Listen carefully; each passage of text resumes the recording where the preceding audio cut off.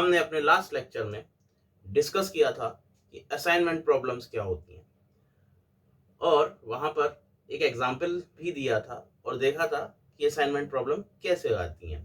तो आज हम असाइनमेंट प्रॉब्लम्स का सॉल्यूशन करेंगे।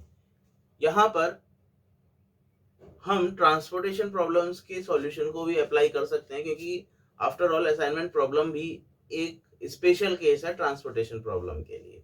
लेकिन असाइनमेंट प्रॉब्लम्स में जो नंबर ऑफ रोज और कॉलम्स है मैट्रिक्स के वो इक्वल होने चाहिए। तो यहाँ पर एक स्पेशल मेथड है असाइनमेंट प्रॉब्लम्स को भी सॉल्व करने के लिए, जिसमें हमें ऑप्टिमल सॉल्यूशन मिलता है। वो है हंगेरियन असाइनमेंट मेथड। इसको रिड्यूस्ड मैट्रिक्स मेथड भी बोला जाता है। जब हम इस मेथड को अप्लाई करते हैं असाइनमेंट प्रॉब्लम में, तो सबसे पहले हमको देखना क्या होता है कि हमारी जो असाइनमेंट प्रॉब्लम है वो बैलेंस्ड है या नहीं है। असाइनमेंट प्रॉब्लम को बैलेंसिंग देखने के लिए हमें क्या करना होता है कि number of rose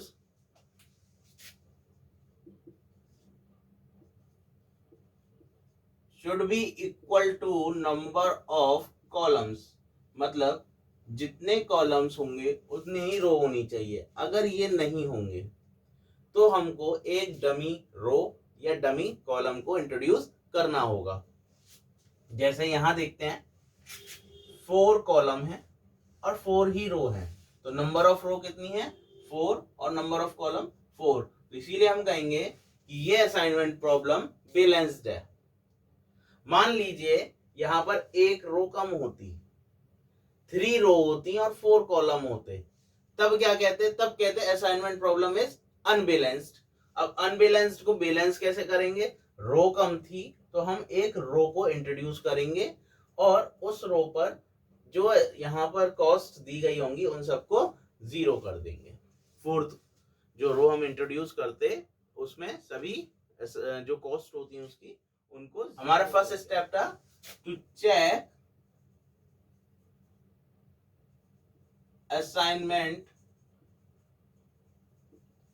problem for balance और अनबैलेंस्ड। हमें पहले अपनी असाइनमेंट प्रॉब्लम को चेक करना है कि वो बैलेंस्ड है या अनबैलेंस्ड है। तो यहाँ पर हमारी बैलेंस्ड है। जब बैलेंस्ड हो जाती है तब हमें सेकंड स्टेप क्या करना होता है कि इस टेबल को रिड्यूस करना शुरू करना होता है। रिड्यूस कैसे होती है कि जिस रो में भी ये हर रो का सबसे छोटा एलिमेंट सिलेक्ट करना है और उसे हर मेंबर में से डिवाइड सब्ट्रैक्ट कर देना है। मतलब select smallest element of each row and subtract from other elements of the respective rows। मतलब हर रो का सबसे छोटा एलिमेंट सिलेक्ट कीजिए और बाकी एलिमेंट्स में से माइनस कर दीजिए। अकॉर्डिंग टू दिस हम जब इस मैट्रिक्स के ए रो के अंदर जब सबसे छोटा एलिमेंट देखेंगे तो वो है 11। 11 is the smallest element in this row. अब इस रो में से 11 हम सब्ट्रैक्ट करते जाएंगे। 18 minus 11 equals to 7। 26 minus 11 equals to 15। 17 minus 11 equals to 6 and 11 minus 11 equals to 0. In this same manner, for B, the smallest element is 13 and 13 minus 13 equals to 0. 25 minus 13 15, 14 minus 13, 1, 26 minus 13, 13. Now from third row, 15 is the smallest element. 15, 38 minus 15 equals to 23. 19 minus 15, 4. 18 minus 15, 3. 15 minus 15 again 0. यहां पर सबसे छोटा element fourth row के अंदर है 10. अब 19 minus 10 equals to 9. 26 minus 10 16. 24 minus 10 14 and 10 minus 10 0. हमें ये एक रिड्यूस टेबल मिली. इसके बाद सेम वर्क हमें करना है रो कॉलम्स के लिए. तो third step, now select smallest element of each column and subtract from other elements of the respective column. अब यही काम हमें कॉलम्स के लिए करना है. तो इस फर्स्ट कॉलम को देखा तो फर्स्ट कॉलम में सबसे छोटा एलिमेंट 0 है, तो कोई भी अंतर नहीं आएगा कॉलम के ऊपर. अगर वहां 0 एलिमेंट सबसे छोटा है तो हर एक मेंबर में से 0 माइनस करना पड़ेगा. तो 0 माइनस करने से कोई फर्क नहीं पड़ेगा. सिमिलरली सेकंड कॉलम, जब सेकंड कॉलम में देखा तो 4 सबसे छोटा एलिमेंट था, तो यहाँ 15 minus 4 11. 15 minus 4 11. 4 minus 4 0. 16 minus 4 12. Now in third column the smallest element is 1. 6 minus 1 5. 1 minus 1 0. 3 minus 1 2. 14 minus 1 13. Here in fourth column the smallest element is 0. So 0 minus 0 0, again no effect. Now this is our reduced table, या कहेंगे reduced matrix. हमें जो मिली वो ये है. अब यहाँ पर हमें एलोकेशंस करने होंगे. अब एलोकेशंस कैसे करेंगे वो देखते हैं. नाउ स्टूडेंट्स, हमने यहाँ पर अपनी जो ओरिजिनल असाइनमेंट प्रॉब्लम थी वो यहाँ बना दी, यहाँ क्रिएट कर दी, और जो हमारी रिड्यूस्ड मैट्रिक्स है वो ये है. अब हमें करना क्या है स्टेप 4 में हमें असाइनमेंट्स करने हैं. Make assignment. जो हमारी रिड्यूस्ड मैट्रिक्स है उसमें हमें पहले रो वाइज देखना है. तो first of all first row में अब हमको देखना है कि 0 कितने हैं. अगर 1 0 है तो उसको सिलेक्ट करना है. यहाँ 1 0 है तो हमने इसको सिलेक्ट. अगर यहाँ 0 है तो क्या करना है, उसको इन रेक्टेंगल कर देना, उसको असाइन कर दिया. और क्या करना है फिर, जो उसके बाद उस कॉलम के अंदर जितने भी 0 हैं उनको कट ऑफ करना है. जैसे इस कॉलम के अंदर ये 2 0 और मिलते हैं तो इनको कट कर देना है. इसका मतलब फोर्थ कॉलम के अंदर एक असाइनमेंट हो चुका है, अब उसके अंदर और असाइनमेंट नहीं कर सकते. नेक्स्ट फिर इसी तरीके से सेकंड रो पर आते हैं. सेकंड रो में 2 0 हैं, देयर आर 2 zeros, तो हम यहाँ सिलेक्शन अभी नहीं कर सकते. नेक्स्ट रो पर आए तो यहाँ पर है तो 2 0 लेकिन एक कट ऑफ है, इसका मतलब हम एक को सिलेक्ट कर सकते हैं. और जब इस रो में इस 0 को सिलेक्ट किया है तो बाकी कॉलम देखेंगे, कॉलम में कोई 0 नहीं है तो कोई बात नहीं, आगे चलते हैं. नेक्स्ट रो एक ही 0 था वो कट चुका है, इसका मतलब इसमें और असाइनमेंट नहीं हो सकते. जब हमारी रोज कंप्लीट हो जाती हैं तो हम देखते हैं कि क्या अभी कोई 0 बचा है. हाँ, ये 2 0 बचे हैं. बचने का मतलब या तो उस पर क्रॉस हो जाना चाहिए या वो रेक्टेंगल होना चाहिए. तो ये जीरो दोनों ऐसे हैं जिन पर ना तो इन रेक्टेंगल हुए हैं ना ही क्रॉस हुए हैं, तो हम क्या करेंगे फिर कॉलम वाइज देखेंगे दोबारा से। अब इस कॉलम को फर्स्ट टाइम रो वाइज देखा, फिर कॉलम वाइज। अब इस कॉलम में देखा तो एक जीरो मिला जिसको हम असाइन कर सकते हैं।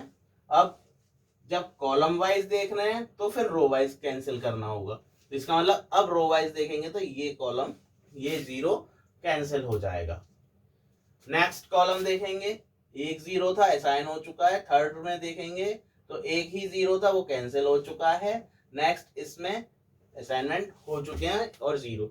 इसका मतलब हमने देखा कि जितने भी अब जीरो थे वो सभी या तो इन रेक्टेंगल हो चुके हैं या क्रॉस हो चुके हैं। इन रेक्टेंगल का मतलब वो असाइन हुए हैं और क्रॉस का मतलब उन पर कोई असाइनमेंट नहीं है। तो इस तरीके से हमने सभी जीरो को या तो क्रॉस ऑफ कर दिया या उनको इन रेक्टेंगल कर दिया। नेक्स्ट फिफ्थ स्टेप क्या कहती है? फिफ्थ स्टेप कहती है कि अब हमें चेक करना है कि नंबर ऑफ असाइनमेंट्स इक्वल होने चाहिए किसके?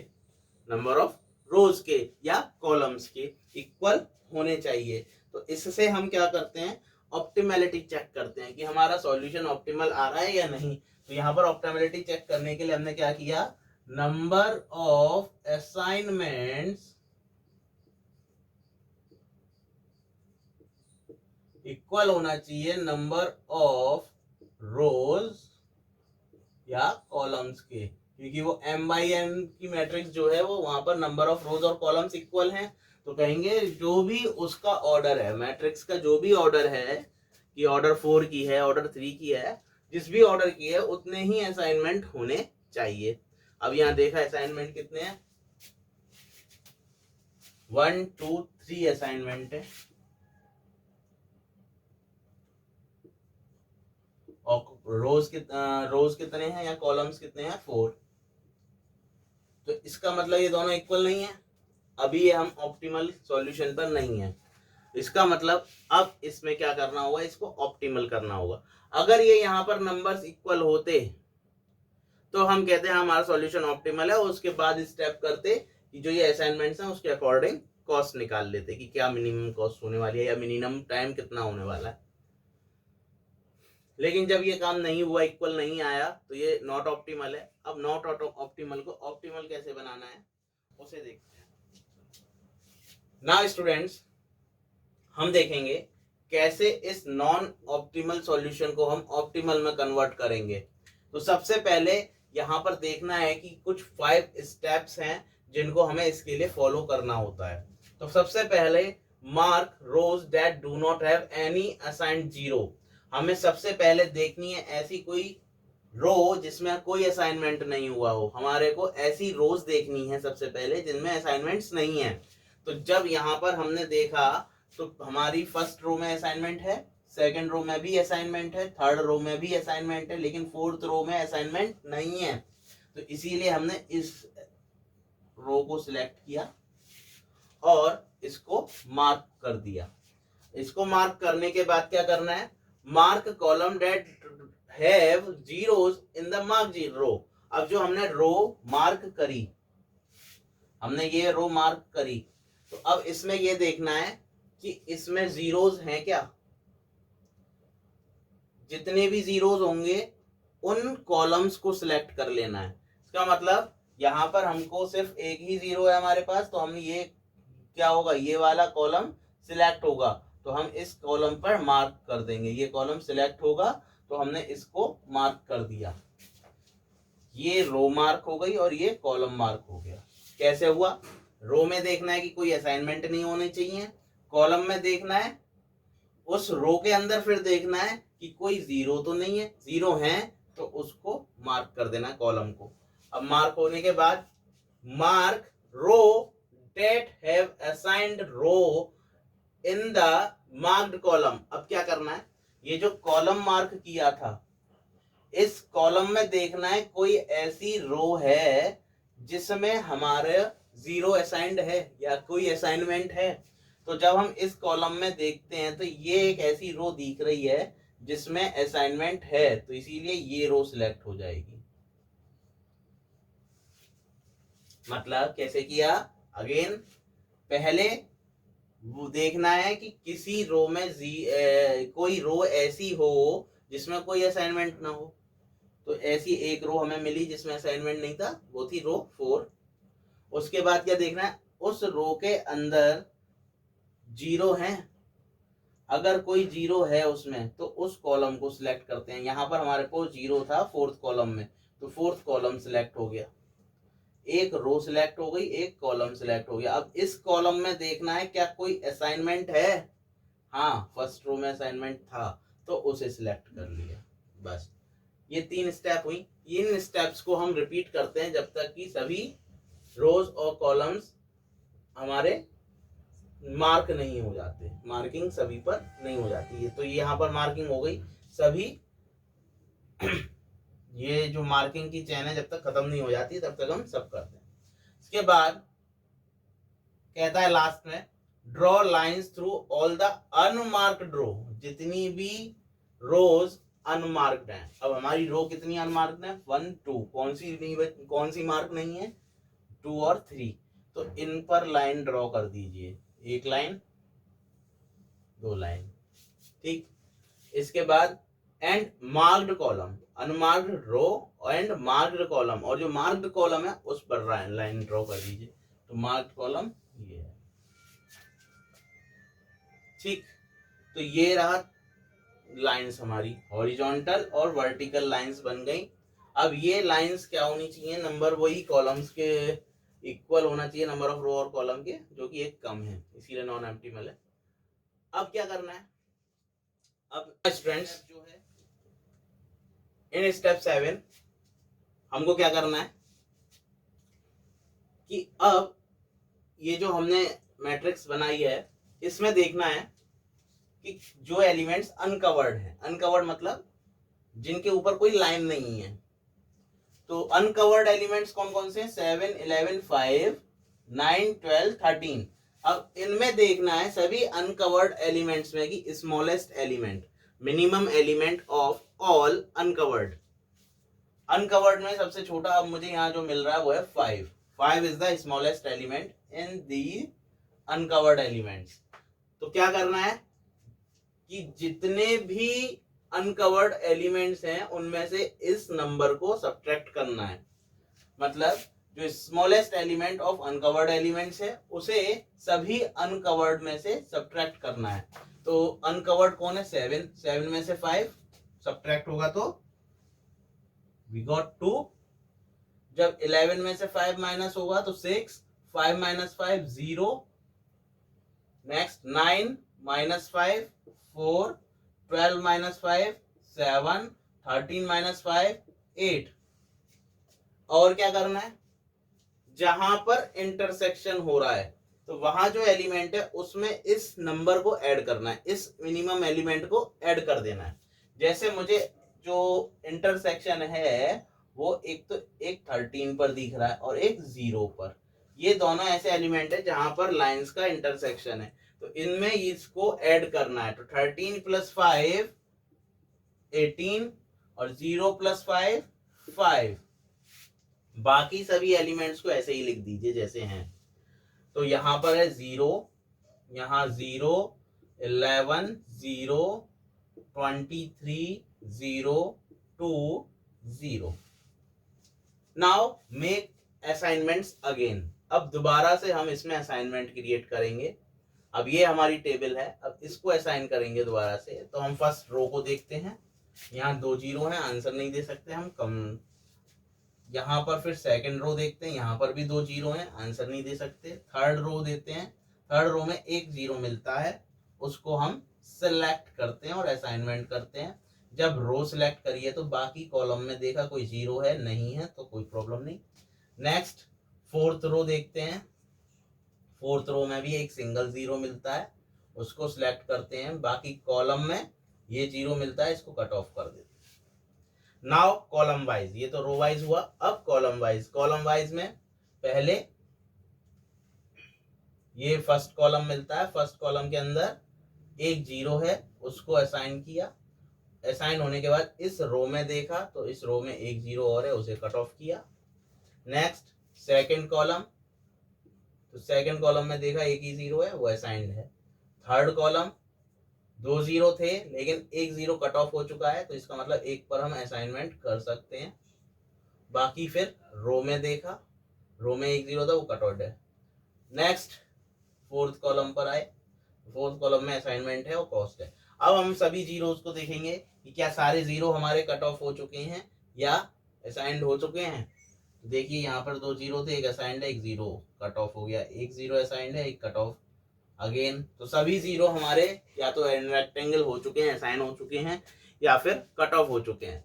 अब यहाँ पर फिर अगेन हम देखेंगे कि नंबर ऑफ असाइनमेंट्स क्या इक्वल है नंबर ऑफ रोज के। तो यहाँ पर हम इस मैट्रिक्स को हटा देते हैं और चेक करते हैं। नंबर ऑफ असाइनमेंट्स इक्वल होने चाहिए नंबर ऑफ रोज के। तो क्या होगा, यहाँ पर हमारे पास असाइनमेंट है अब 1 2 3 4, 4 असाइनमेंट है और नंबर ऑफ रोज भी 4 है, तो ये दोनों इक्वल हो गए। तो इसका मतलब हमारा जो सॉल्यूशन है वो अब ऑप्टिमल है। अब जब ये ऑप्टिमल है तो हम कहेंगे, जब ये ऑप्टिमल है अब, तो क्या असाइनमेंट्स हुए हमारे असाइनमेंट्स हुए ए रो में थर्ड कॉलम पे, तो A3, बी रो में एक फर्स्ट कॉलम में, B row first column, C row second column, D row fourth column. तो आप देखिए हर रो में और हर कॉलम में सिर्फ एक असाइनमेंट है। जब हमने सेकंड रो में असाइनमेंट करा है तो इसके अलावा कोई और असाइनमेंट नहीं है। ऐसी फर्स्ट कॉलम के अंदर यही एक असाइनमेंट है और कोई असाइनमेंट नहीं है, तो ये यही कहलाता है ऑन 1-to-1 बेसिस। अब यहाँ पर देखेंगे A3 की वैल्यू क्या है। ये तो शेड्यूल है जिसके बेस पर हमें ये असाइनमेंट करने चाहिए, दिस इज द शेड्यूल। लेकिन अब इस शेड्यूल से मिनिमम टाइम, हमने यहाँ पर ये टाइमिंग ही दी थी, मैन आवर निकालना था, मिनिमम मैन आवर। तो मिनिमम कितना मैन आवर हमें मिलेगा, तो उसके लिए इनकी वैल्यूज देकर आंसर निकालेंगे। जैसे A3 पर वैल्यू है 17, B1 पर 13, C2 पर है 19 एंड D4 इज 10। अब इनका आप टोटल करेंगे तो 7 3 10 19 का 9 1 एंड 4 5 59। तो हमें कितना मिनिमम, इसका जो ऑप्टिमल सॉल्यूशन है, मिनिमाइज जो मैन आवर हुआ है वो 59 आवर।